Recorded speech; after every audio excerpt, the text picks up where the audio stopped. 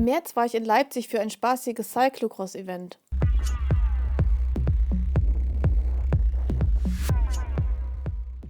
Ein Haufen Menschen mit bunter B- und Verkleidung hat sich getroffen, um 1 Stunde lang im Kreis zu fahren.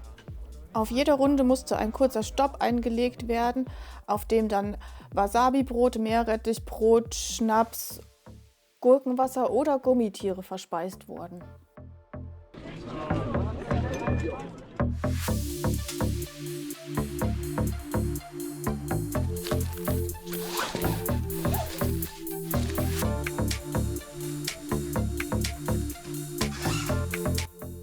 Ja, irgendwie sind Pläne dafür da, um verworfen zu werden. Und jetzt stehe ich hier im Aufzug in Leipzig und begebe mich gleich auf den Weg zurück nach Wolfratshausen. Ich werde bis ins Vogtland fahren. Ich hoffe, ich werde nicht zu nass.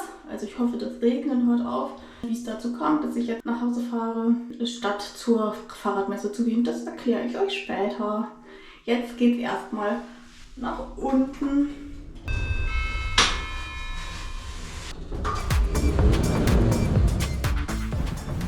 Feierabendverkehr, Ampeln und nach 5 Kilometern sah ich dann schon so aus. Pünktlich zu meinem Start hat es aufgehört zu regnen und die Sonne schien. Das war einfach richtig cool. Und jetzt zu meinem eigentlichen Plan. Eigentlich wollte ich zum Suppenprestige in Leipzig und am nächsten Wochenende zur Kollektiv in Berlin. Aber meine Mitfahrgelegenheit von Berlin nach München hat sich leider den Fuß gebrochen und ich musste umplanen. Bikepacking mal anders. Ich habe 2 Laptops dabei, deshalb eine Tasche am Ortlieb Quick Rack.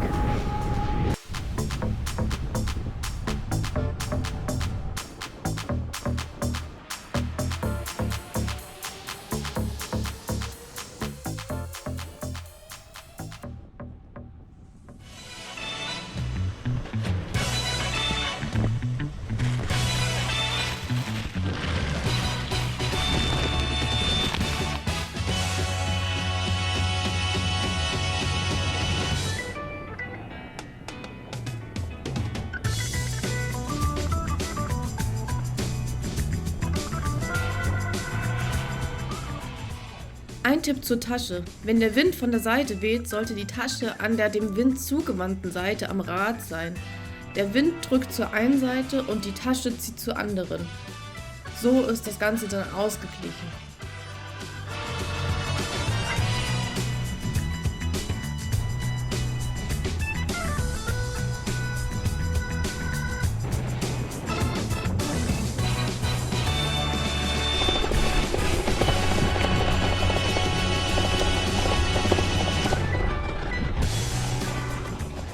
Mit dem Sonnenuntergang wurde es dann auch kalt. Ich zog mir Überschuhe und dicke Handschuhe an. Übrigens habe ich während der Fahrt Podcasts und Musik im Wechsel gehört. Die Podcasts während dieser Fahrt waren Die wundersame Fahrradwelt über die Japanese Odyssey und Bike Tour Global, wo Martin mit Nils Langner, einem Fotografen, unter anderem über Schlafentzug bei Ultracycling-Events gesprochen hat. Apropos Schlaf. Gegen 22 Uhr war ich an meinem Ziel der ersten Etappe angekommen. Ich bin bei Bea untergekommen. Da gab es dann erstmal Essen und am nächsten Morgen Frühstück. Ein Blick aus dem Fenster ließ die Motivation schrumpfen oder hielt sie sehr klein. Es regnete nämlich. Und 200 Kilometer im Regen klang schon ganz schön mühsam. Guten Morgen! Ich bin jetzt ein bisschen motivierter als vor einer halben Stunde noch, weil es hat aufgehört zu regnen. Ich hoffe, das bleibt so. Jetzt bin ich gerade gestartet und habe schon 100 Meter von 199 Kilometern. Mal schauen, ob ich die Strecke, die ich geplant habe, auch heute bis zum Ende schaffe oder ob ich vorher schon irgendwo einkehre und schlafe.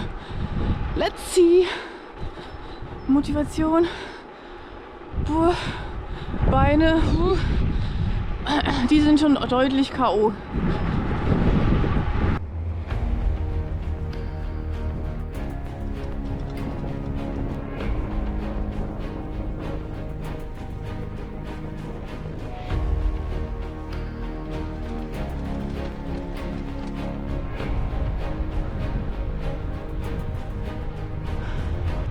Das ist der Falkenstein-Radweg. Das habe ich nicht ganz richtig vom Garmin abgelesen. Das ist der Falkenstein-Oelsnitz-Radweg. Der Falkenstein-Radweg ist viel weiter südlich. Es ist unschwer an meiner Kleidung zu erkennen, dass es heute an dem zweiten Tag auf der Tour von Leipzig nach München deutlich kälter war. War ich gestern noch mit einer kurzen Hose unterwegs, waren heute die Beinlinge und Überschuhe nötig. Außerdem war es viel nasser von unten und zum Regen komme ich später noch.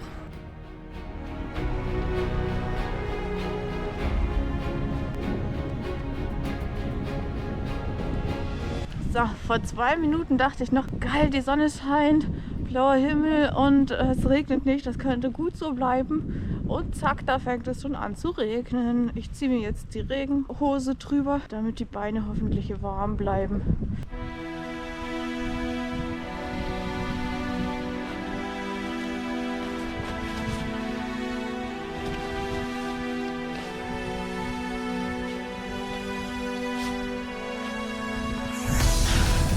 Wie sollte es anders sein? Ich komme einfach mega langsam vorwärts. Das ist ganz schön deprimierend. Aber ja, einfach eigentlich auch zu erwarten. Naja, ich trommel mal weiter. So, halb mit Seitenwind und immer schön bergauf. Okay, vielleicht Gegenwind.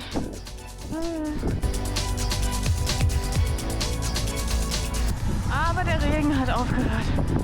Genau genommen war es heute ein ständiger Wechsel zwischen Regen und Sonne. Glück für mich war, dass es ziemlich kalt war und ich nicht ständig die Regenjacke ausziehen musste. Ich setzte einfach die Kapuze auf und ab und auf und ab.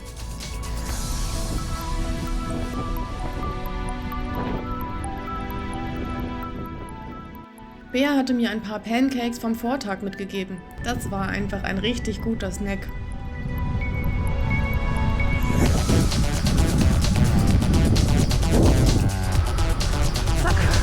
Regen.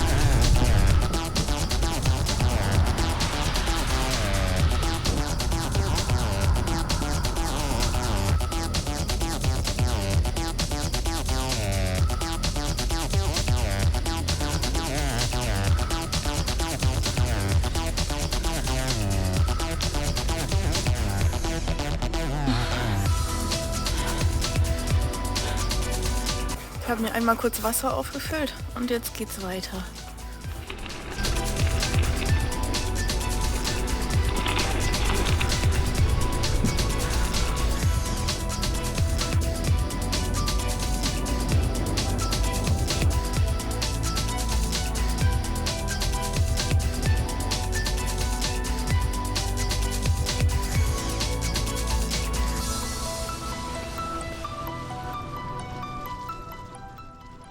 Auf der einen Seite war es richtig schön, da durch den Wald zu fahren. Auf der anderen Seite habe ich auch irgendwie ganz schön geflucht, weil ich einfach so ultra langsam vorankam. 75 Kilometer. Gut, fast 80. Ich bin schon ewig auf dem Rad. Das sieht bedrohlich aus. Für mich ging es jetzt hinauf zum höchsten Punkt der heutigen Etappe. Und das Wetter passte sich dramaturgisch daran an.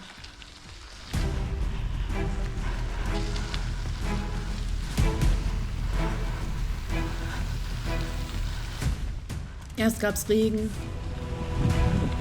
dann Hagel,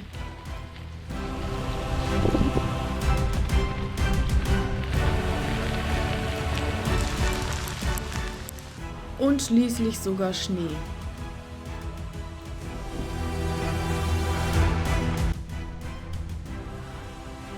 Puh, jetzt bin ich am höchsten Punkt der heutigen Tour. Da gab es alles. Regen, Graupel, Schnee, Hagel. Und jetzt kommt die Sonne raus, wo ich oben bin. 115 Kilometer noch. Puh.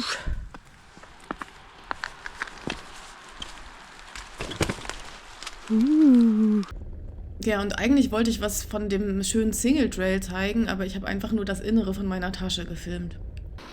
Oh nein. Das habe ich hier dann festgestellt.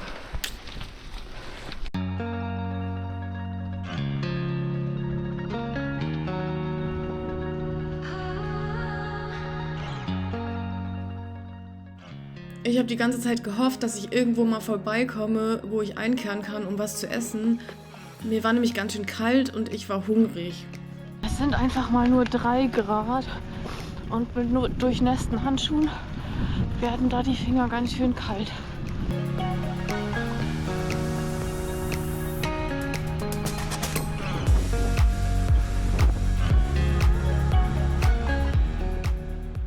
Zum Glück ließ der nächste Ort nicht allzu lange auf sich warten und ich fand sogar ein Restaurant, was geöffnet hatte. Naja, jedenfalls gab es dort Kuchen, leider nichts Herzhaftes.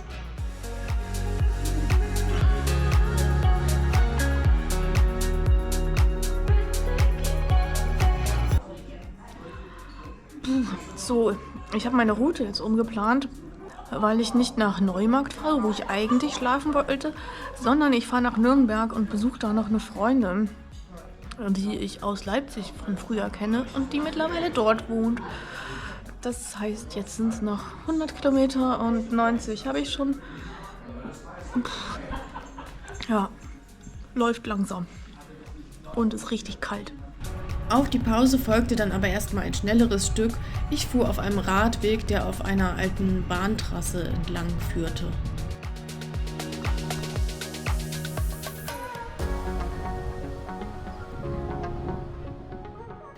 So ging es aber natürlich nicht weiter bis nach Nürnberg, sondern ich hatte auch noch den ein oder anderen Offroad-Abschnitt eingeplant.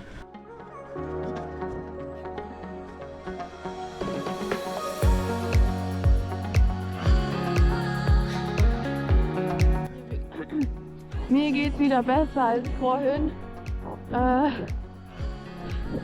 Beim Kaffee und Kuchen, da dachte ich, mir wird nie wieder warm. Jetzt ist aber gerade ganz gut, weil die Sonne mal scheint. Bei dem Ortsnamen muss ich an Ronja Räubertochter denken. Oh wow. Wie geil.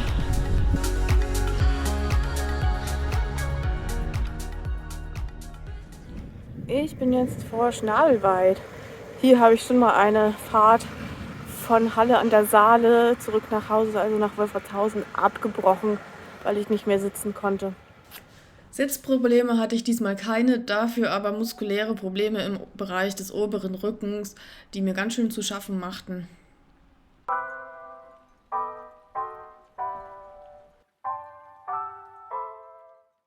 In mir manifestierte sich der Gedanke, am nächsten Tag den Zug zu nehmen von Nürnberg zurück nach Hause. Warum? Klar, erstens wegen dem Rücken und zweitens war auch angesagt, dass es schneien soll, regnen soll, noch mehr als heute. Und irgendwie, ja, man muss es ja auch nicht machen. Es soll ja auch Spaß machen.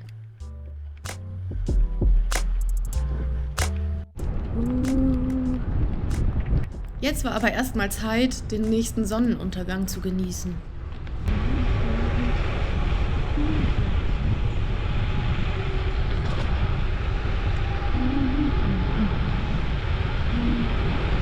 Wer jetzt ganz genau hingehört hat, hat mich irgendwas summen gehört.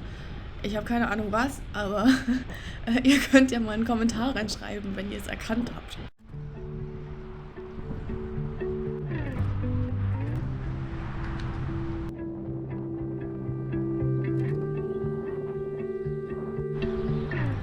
Das ist mein Weg. Aber der ist gesperrt. Nehme ich den nächsten.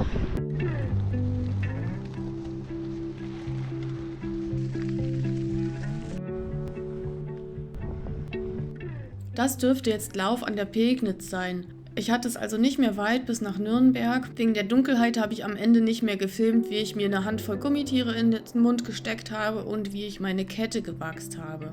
Einmal angekommen, waren dann nur noch 3 Dinge zu erledigen. Duschen, essen und quatschen. Naja, und schlafen am Ende. Hallo, guten Morgen. Ich stehe jetzt in Nürnberg am S-Bahnhof und ich habe mich entschieden, heute die Bahn zu nehmen, weil hier die eine Stelle am oberen Rücken, mit der ich seit dem Seven Serpents Probleme habe immer mal, die tut wieder weh. Und weil ich ja noch den ein oder anderen Plan dieses Jahr habe habe ich mich dann letztendlich jetzt dafür entschieden, die Bahn zu nehmen und zu hoffen, dass den anderen Plänen nichts im Wege steht, sondern dass ich die durchziehen kann. Bisschen blöd, bisschen schade, aber es regnet auch die ganze Zeit und in München bei Wolfratshausen soll es, glaube ich, auch schneien. Also ist auch ganz gut so. Fühlt sich trotzdem jetzt ein bisschen blöd an.